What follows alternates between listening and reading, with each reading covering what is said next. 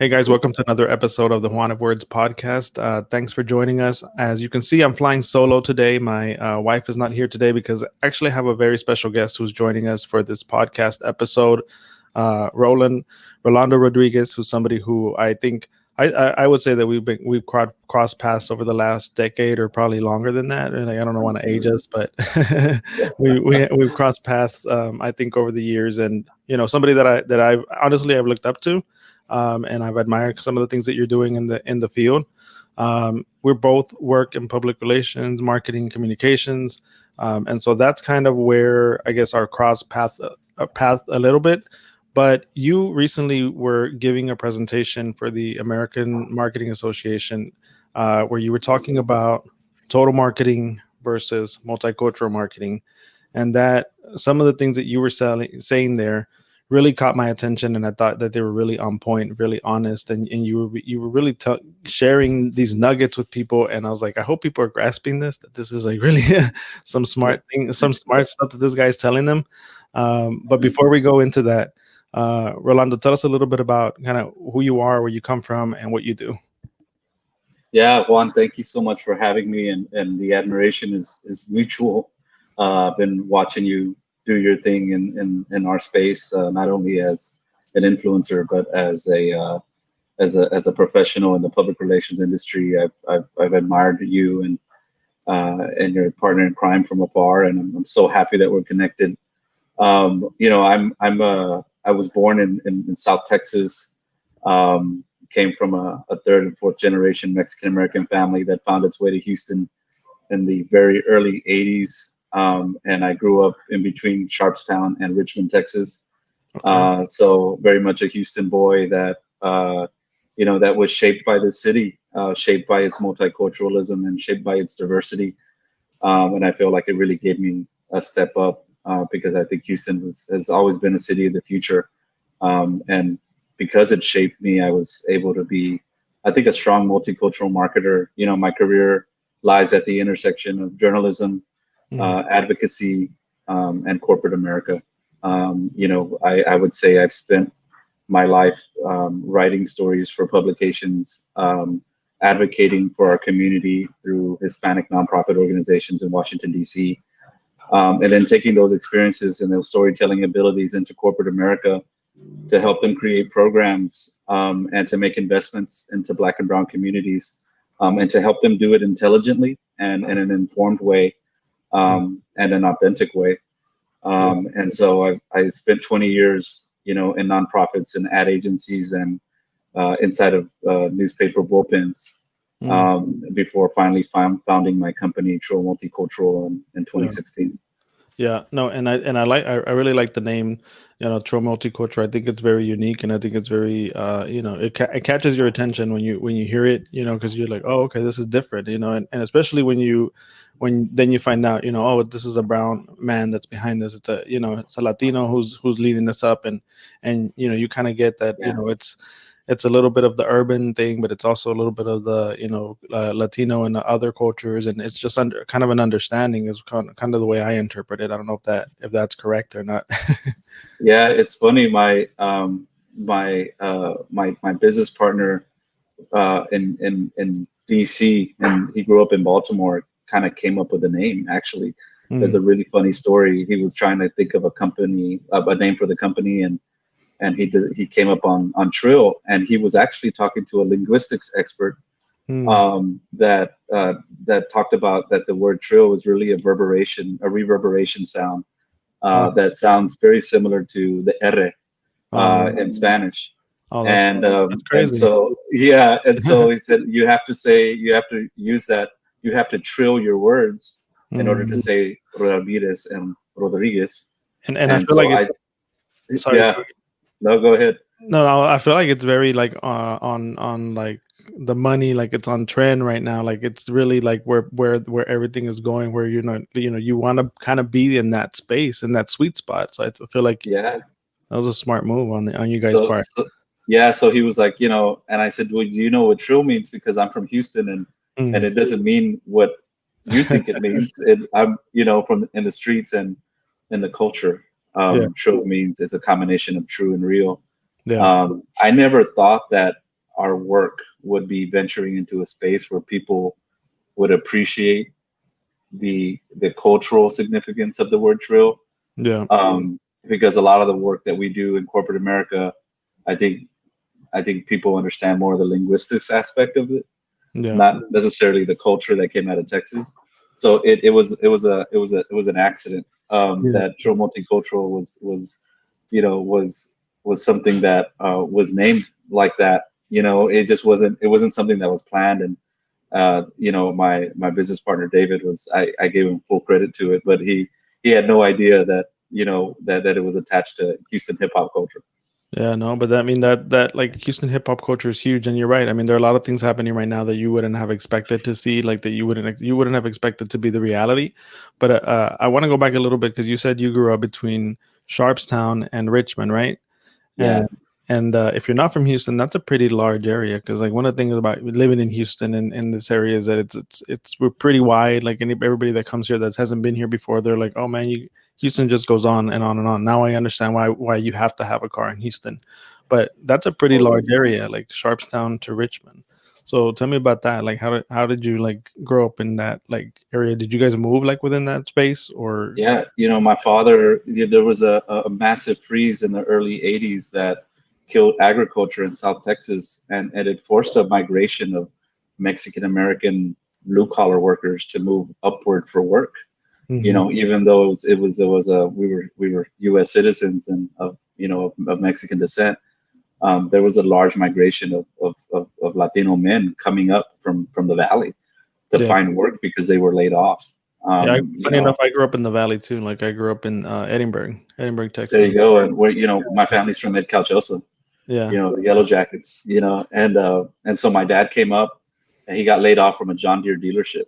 Mm, And he found a job in Southeast Texas, Southeast Houston, over yeah. off of Fuquay. He got work at another John Deere dealership, and Okay. so we moved to Houston. And for some reason, we moved to Sharpstown.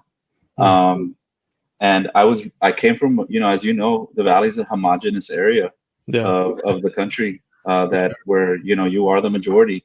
Yeah. And we moved hot into the hotbed of Houston's thriving multicultural population in the early 80s, which is right there off of Brayburn Glen and 59. And I was shocked by the diversity as a young boy.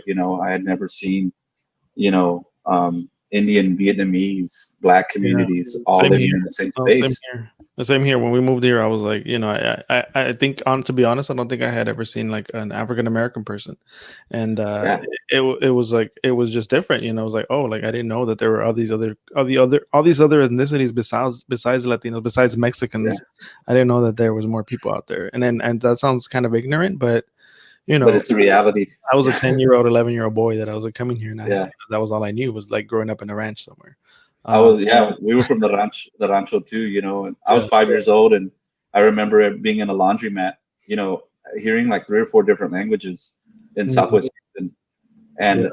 and I was terrified. I was not prepared for, I was swarmed with family attention in the valley.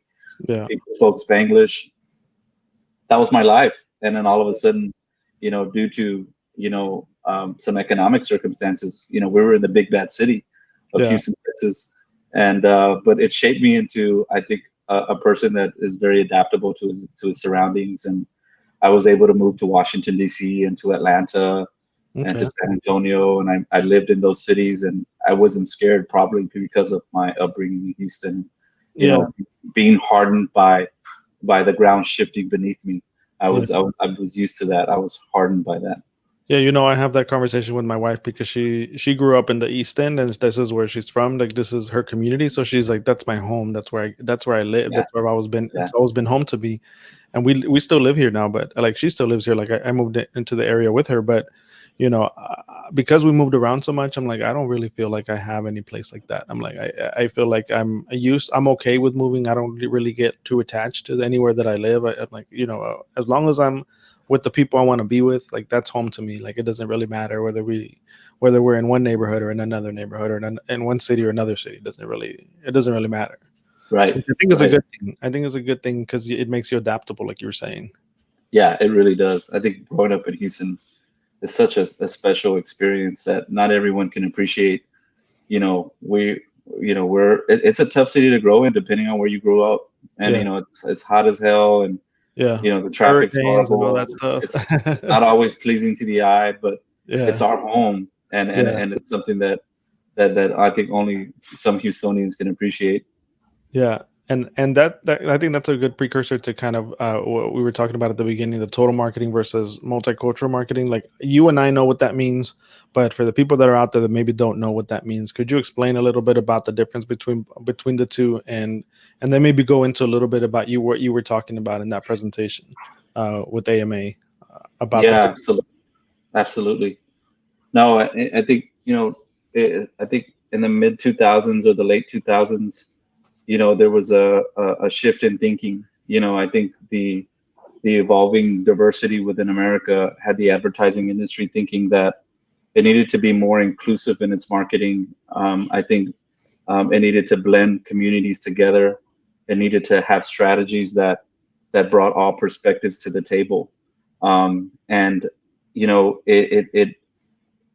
I think that I think it was the intention behind it was good, right? And I think what that means for people that aren't in our industry is that um, when before Total Market came along, there were ad campaigns, advertising and communications campaigns that were created, and then they were handed to multicultural agencies and say, "Hey, make this adaptable So like to a our Latino community." agency, like a Latino agency, an Asian Yeah, agency, an African American agency. yeah, So they each kind of got like one master plan, and then they kind of they tailored it to that audience, right? yeah. They tailored it to the audience, and the challenge with that, as you know, Juan, was that we weren't creating a campaign rooted in our belief systems and our cultural values, right? Mhm.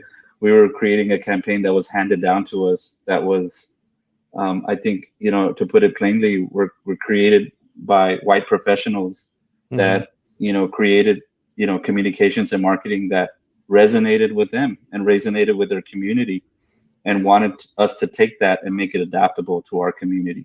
Mhm. Um, I think the behind the scenes conversations happening in multicultural firms and black and brown firms were that we should be able to create a campaign from the ground up Mhm. that carries the spirit of the overall campaign, but really is rooted in who we are. That was Yeah. very difficult to do. And I think agencies found it hard to have those conversations with big firms. Yeah, especially because it was restrictive. There was because it was an adaptation. It wasn't an original piece of work. Then you really were limited on what you could do. Like even into some cases where if it was a commercial, you couldn't really change the people that were in the commercial. You just kind of had Yeah. to do what you could. You had to dub the if they were speaking in English, you just dubbed Yeah. it. So their mouths were Yeah. moving and they were talking in English, but the Yeah. words on this that people were hearing on their screens were in Spanish. So it was It was kind of insane. yeah, it was crazy. It was insane, And and yeah, go for it. no, no, and I was like, I remember like, it was one time when I think it was I want to say Target maybe that did a commercial where it was on an English network, and they played like a lullaby in Spanish or something, and it was such a big deal. People made like such a big deal because it was so different. Like, oh my God, they're playing Spanish, like there's playing something in Spanish on an English network. That was so unusual that it was attention grabbing, and Yeah. you know, then I Yeah. think that there was a little bit of a shift, which is kind of what you were getting at, right? That where they started thinking, or the agencies and brands started thinking like, oh, now we're more homogenous, as a society, we're Yeah. like that melting pot has melted. Right. And that's when total markets kind of started coming in, right?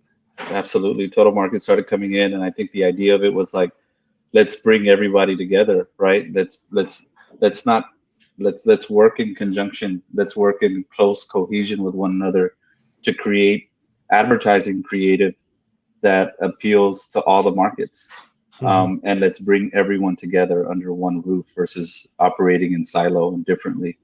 Yeah. Um, there's I think the theory of that is very important, and I think that that's where the well intentions occurred. I Hmm. think that what happens is that when you start to have when you start to do that, there's another part of advertising that I think people don't see, and that's Hmm. the media buying and placement of it, Hmm. right? those are where the millions and millions of dollars go, and those millions and millions of dollars create massive entities and massive revenue streams for companies. So what that means is essentially I have an advertising campaign, and I need to go put that, on digital, on social media, on TV, on radio. I need to pay bloggers and influencers to promote this campaign, right? Mhm.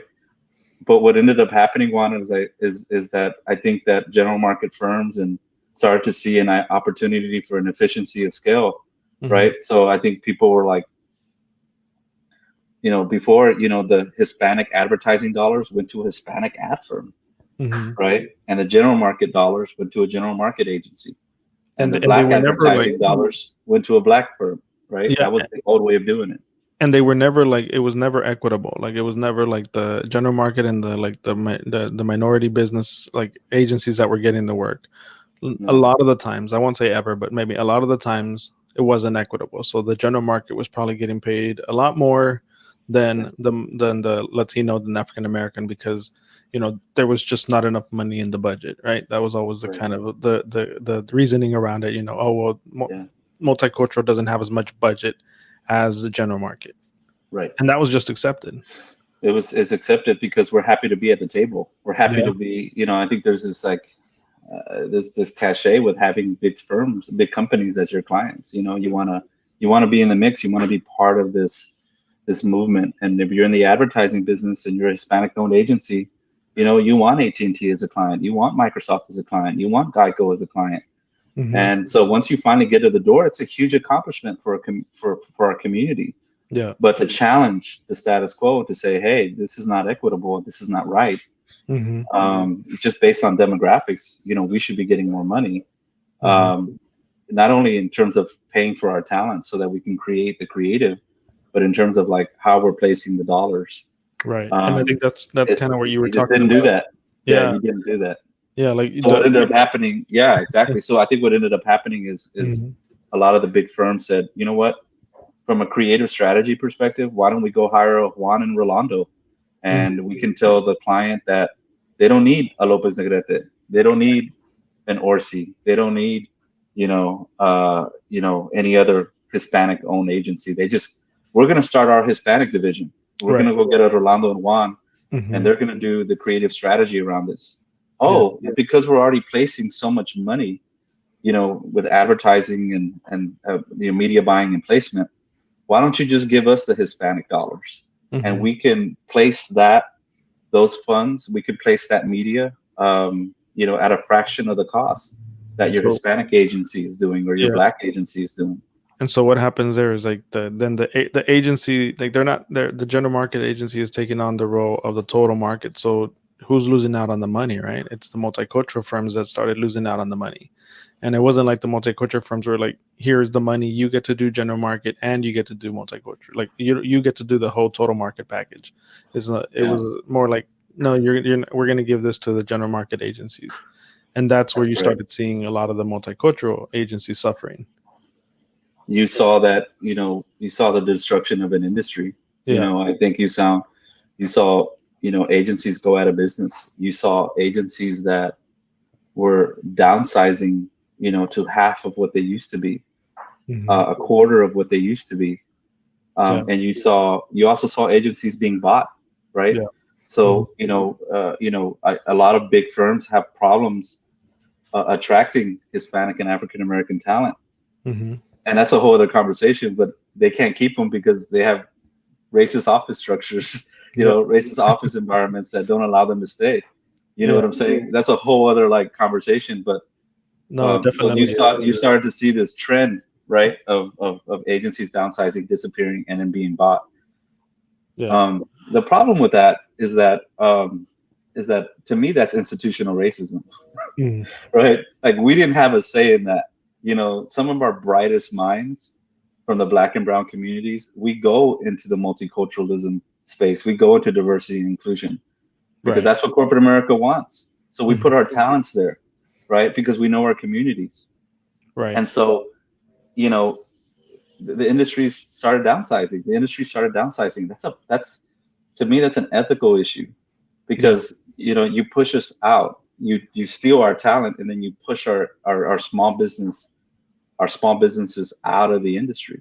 Yeah, because And these are major companies, agencies that were thriving. You know, they were giving opportunities. A lot of them were like seeking to give opportunities to other minorities or other people within the same culture, within the same community. Like there were, it was a majority. If it was a majority Latino owned agency, they were hiring a majority Latino staff and majority Latino vendors, and so like that was like a, it was a domino effect, right? Where all these people were being absolutely, positively impacted, and then all of a sudden you take that away, and you know everybody suffers down the line, you know, down that path. Everybody feels it, but it's yeah. I think that's the really interesting thing about what's happening now is to juxtapose that against what was happening then and to think about what's happening now. And I think that's what you were saying in that in that presentation that I was referencing is that what multicultural is making a comeback, right? And I think, that's well, kind of yeah, a good, it has to. So yeah, there was a study done, and I can send that, so you can link it to your viewers. But yeah, there was a study done on total market, and I won't go and spit numbers out, but what I'll tell you is that when they did a study on the total market strategy and the creative campaigns that came out of the total market, the majority of them underperformed, not just with the general market segment, but with all segments, mm-hmm, right?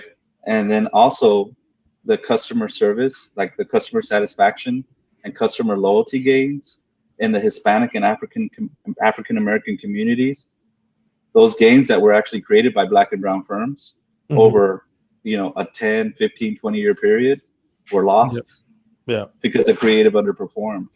yeah, So you pushed out the agencies that got you to where you are in hopes that you could just take it to the next level, but you pushed out the people that got you there, and then you found out that you were ill-equipped to maintain and sustain those mm-hmm, customer service, there's customer satisfaction and loyalty gains. And then you know now you got to have a come to Jesus with yourself and say, well, we got to bring multicultural firms back into the fold. yeah. Especially when you But think about the fact that people are ready for it, like people, the obviously the society is ready for those changes. They're ready to be visible. They're ready to kind of like I think there's more of an understanding about why these things matter, in terms of, you know, outside of an agency, outside of people like us who are in the industry. I think there's an understanding from like lay people that, you know, hey, you know what, it does matter, you know, if there's a multicultural agency involved, or if there are multicultural people at the C-suite, or multicultural people are in they're not just, they don't just have a seat at the table and that sitting there grateful that they have that seat, but they're actually taken seriously and they're actually listened to, when yeah, it matters. So absolutely. yeah, Yeah, you. So I think with total market, it underperformed. It didn't deliver the efficiencies, the scales of efficiency that it promised. yeah, It didn't deliver the performance that it promised, and in the and in the process, you impacted, industry, a segment of the industry that employed Black and brown people, some of our best minds, some of our best people. And so, like, there's no accountability, Juan. Like that. That's where I have an issue. mm, It's not a popular thing to talk about as an agency owner like myself. mm, Like, I'm sure there might be clients that may watch this or may hear me in other presentations. I rather hold people accountable, than go get business that doesn't see the value of our firm, or yeah, doesn't see the value of our expertise.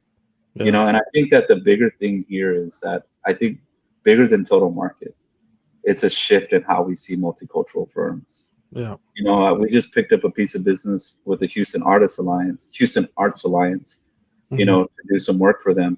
yeah, And the work was strictly communications based, but there on our sign, on our logo is Trill Multicultural.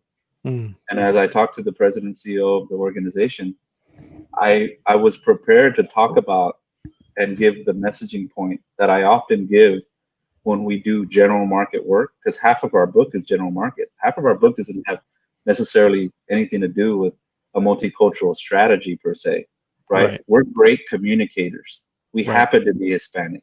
We yeah, happen to be African American. but we are Yeah. great communicators. And Yeah, I and I think think that that's that's important. such a great like thing to make an emphasis on, to say that, that, like, just because a business owner, an agency is multicultural, doesn't mean that you can't do the general market work. It's so narrow-minded to Yeah, look at like a guy like Rolando or Juan, right? yeah, And to say, well, they didn't grow up in white America, so they don't understand who we are, and they can only do Hispanic marketing, or they can only do Hispanic communications. That's really the era that you and I grew up in, Juan. Like, yeah, we grew up in that era, right? Where we were our appearance. But you and I grew up in a city like Houston, where we're raised by Black culture for all intents and purposes. We were rooted in our Latino culture, and operating within a white system, mhm, right? We are incredibly fluid, yeah, and in terms of how you and I can exist, that we can throttle our existence and then throttle our energy up and down based on people's comfort levels. I mean, we've been doing that for a long time. You know what I mean? So, and I it's think a way that of we have life, to look at it's just a way multicultural of differently. yeah, Yeah. yeah.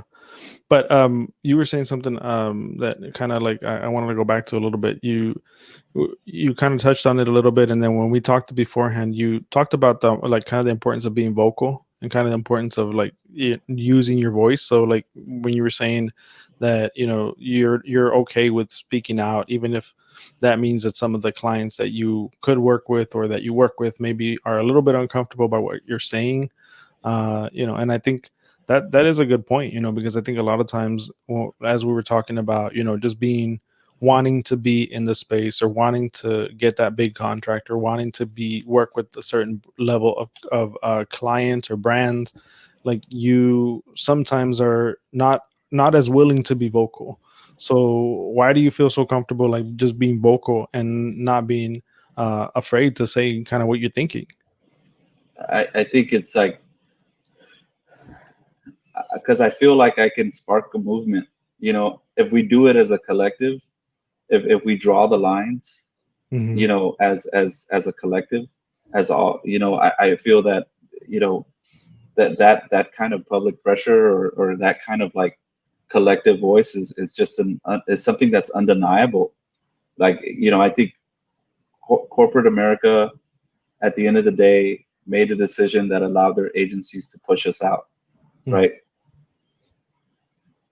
They and in the process of that, you have companies that are essentially buying our culture so that they can promote their products, so that they can get our money, Mm, right? There's a tremendous amount of money passed through in that whole equation that we're not benefiting from, mhm, and I have a real problem with that. And I think that George Floyd's death, who's, George Floyd is from Houston, mhm, was gave us permission for a wave of accountability to come for everyone that needs accountability, and that includes corporate America and the mm, advertising and communications agency. And unfortunately, that accountability is going to be retroactive, mhm. meaning that all your shortcomings as an industry, and all your shortcomings as a company, and all your shortcomings as supervisors are going to come to the light, Yeah. right? And they're going to be served as lessons of what not to do in the future. Mm, And I think that we have to stop being so fucking grateful to be at the table, and understand that we deserve a place there, yeah. not just one seat, but several of them, Yeah. right? You have city like, Los Angeles, that's, majority Latino. In 2021, Texas is going to be majority Latino, Mhm. right? And you have ad agencies that are profiting tremendous amounts of money, you know, launching campaigns and majority minority communities, Yeah. majority minority markets. Yeah. And No, if you look under the hood, you don't see Juans and Rolandos, mhm. and you don't Yeah. see representatives of the Black community. You Right. don't see representatives of the Latinx community or the LGBTQ plus community. Mhm. To me, that's just a problem. And right now is the time to take license, and to call it out. And Mm, I honestly was scared. I'll be vulnerable. I resigned a major piece of business from our agency, because I felt that our client was being unfair to my team, mm, that there were microaggressions that were rooted in racism. yeah. This was a 5-year client. Oh you man. know, and I resigned it because I said, you know what, this person doesn't deserve our talents. Mm. This person doesn't deserve the best of us. And they had a hard time accepting the fact that Mm-hmm. a bunch of brown faces could operate and execute amazingly well in the general market public relations space Mm-hmm. and But I think amazingly it's so well important. It's in so the, important in that the you would Latino do that. community. It's so important that you would do that, that you would say that, that you would like be able to resign that business, or not be able to, that you would be willing to resign that business, because I think that's part of the, like, that's part of, like, for people to get it, like that kind of stuff has to happen, and to say, you know what, hey, you don't really deserve our talent, because you don't appreciate it. So you know what, No, we can go find a client who does appreciate it. And I think that goes, to like, just like you mentioned earlier, like I've been in the content creator space for over a decade. And I've always, at the beginning, when you start getting contracts here and there, you're kind of afraid to say no to contracts. But then when you start saying no, and you're like, no, you know what, I know what general market makes. Like, I'm not gonna work for less than what general market makes. At the first time you do it, you're like, you kind of like, man, am I really gonna turn this down? But then after you do it, you're like, you know what, it doesn't matter, because that leaves you open. That that takes away um busy, like a busy, like the busyness of like worrying about something, or like comparing yourself. It just takes it away, and it opens the door for bigger opportunities down the it line. does. And Because I you think set that's you the set same the thing. tone. Yeah, I think it's the same thing for an agency. Like, it's the same concept. And I think it's the same thing for, even knowing your worth, right? As a person of color, Yeah, like, to say, you know what, I think my salary should be a little bit higher. I yeah, think I should be making a little bit more, than what I'm making right now, because I'm contributing a lot. yeah. I'm bringing, I'm able to connect with your customers in a different way. I know the language, I understand the culture. I can adapt that for you, where the other people that are working for you, that are maybe making more than me, can't do that. That's absolutely right. That's absolutely right. Yeah. There, there's I you know I it's courageous what you did, Juan, and it courage requires fear. Like you can't be courageous without fear. And Yeah. and and I know that those were scary moments for you. There certainly were scary moments for me. I knew we Yeah. were going to take a big financial hit, and Yeah. we were on such a fast trajectory upward. And And I sometimes just you just have to say fuck it and just go like, for dude, it, this is not right? okay. Yeah, this is not Yeah. okay. And like, Yeah. my faith in humanity got restored. Yeah. With certain phone calls that I received, afterwards, saying, "Wow, that was a really ballsy and gutsy move." But we're really where my faith in humanity, because like I'm not okay being Trill Multicultural and looking around and having all my clients be black and brown. Yeah. There's no progress in that, Right. right? There's a certain protection and a cocoon there, right? I want my clients to be white. I want some of my Mhm. clients to like call us because we're the best firm, not because we're the best multicultural firm, because we're Right. the best firm. And Right. then like when I got a call from John at Houston Arts Alliance, he was calling me about communications expertise, not multicultural communications expertise. And Yeah. I said, wow, there are people out there that understand that we can operate in both spaces and that our duality is not a threat to them, Yeah. but it can be a benefit to them. Hmm. And I think that's what's really important to understand, is that I think people need to look at people like John at the Houston Arts Alliance and other individuals that that are ballsy and they're going to break the mold and say, you know what, I like this agency because they are great communicators, and if I need multicultural expertise, it's a cost efficiency. They're right there. Hmm. It's on the other side of their brain. I don't have to go get another firm. Right. That's cost efficiency, Hmm. right? This industry is like so obsessed with cost efficiencies that you pushed out the people that actually could think and operate in multiple communities. You know, Yeah. it didn't make any sense to me. Yeah. And But like when you don't accountability, get it, when you don't understand what you're doing, it's kind of hard to explain it until you go through it, right? It's one of those things that you experience it, and then you're like, oh, like what happened? Like now, like, we're not reaching those touch points that we were before. Like, yeah, we're not, like, our numbers are going down. And that's when you're like, when people start making the connection and the realization. Because I think a lot of times, and that goes back to sometimes not like, being at the table but not being heard. Is that you can say something, but if people are not listening or they're not ready to hear it, or they just don't not they can't grasp it, it's hard to get them it's hard to get them to that point. So I I think, agree. I think people in our industry have to realize that in order for us to push the industry to change, there's going to be some sacrifices. And yeah, I'm not okay going out there and calling people out, my yeah, peers out, and saying, hey, we got to do better. We got to be more vocal.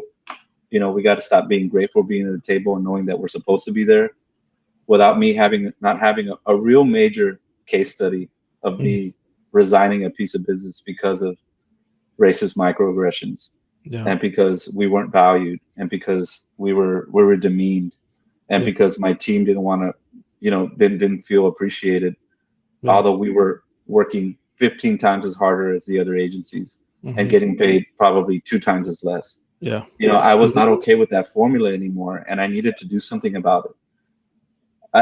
I feel like, we're at a point where we're at a tipping point where I think there's a small window here where we can really, really push for change, yeah. before things get back to normal, and folks start saying, well, things are back to normal. Let's go back to the way things used to be. But I No, think we and have to push now. yeah, and I think that's a bold move to make, and that's a bold case study to be able to have. But I think it also goes beyond that. It also goes to that now, like business owners like myself, like who are also multicultural, are benefiting from you making that ballsy move and saying, you know what, like Yeah, I'm gonna say no. And I think that that's kind of what it's gonna take too. Is like people understanding, not just like some business owners, some agency owners, but that everybody kind of gets like, hey, you know what, whatever decision you make is gonna also yeah, impact kind of the other people in the same space that you yeah, are, because if you're devalued, then what, everybody else is devalued. If you're recognized, and your value is recognized, then everybody else, the likelihood of everybody else's value being recognized increases. So I amen. think, That's it. The water, all the water rises equally. I yeah, think, just understanding that, it's gonna cost us jobs, it's gonna cost us contracts, it's gonna cost us clients, it's gonna cost us reputational hits. yeah, But at the end of the day, if we tell the story, we could control our narrative, yeah, right? and Of why we did what we did. yeah, and it's an exciting time, man. I think it's exciting to see what kind of where we are, but more exciting to see kind of where the potential is to where we could be and where things could be going. Yeah. But man, we could keep talking about this for a long time, I think. But Yeah. I think this is a good stopping point for kind of our No, for conversation sure, today. brother. But I really appreciate you being a part of this and coming on here to talk to me about this. But maybe we can come back and continue the conversation, because I think I'd you and love I to. could just sit here and just talk about I this think type we of got stuff so for a much to long talk time. about, Juan. Yeah, Absolutely, brother. Well, thank yeah, you so much for having me, and I can't wait when the time is appropriate to see you in person and maybe have a beer. yeah, So for I sure. thank you so much, my brother. Thank you All for right, having me. all right, no problem. Thank you for being Take here. care, buddy. All right, we'll see you soon. Take care, man. All All right, you right. too. Bye bye. All right, guys, that was our conversation with Rolando Rodriguez with Trill Multicultural. Like I said, he's a multicultural firm here in Houston, and also, just been in the space for a long time. So I'm glad that we were able to have this conversation. Hope you enjoyed it. As always, I'll invite you to leave a comment or review on Apple Podcast if you enjoyed this show, and if you really enjoyed it, tell a friend about it. Tell them to listen. Tell them to come back and listen to the rest of our episodes. But with that, we will see you on the next one. Hasta luego.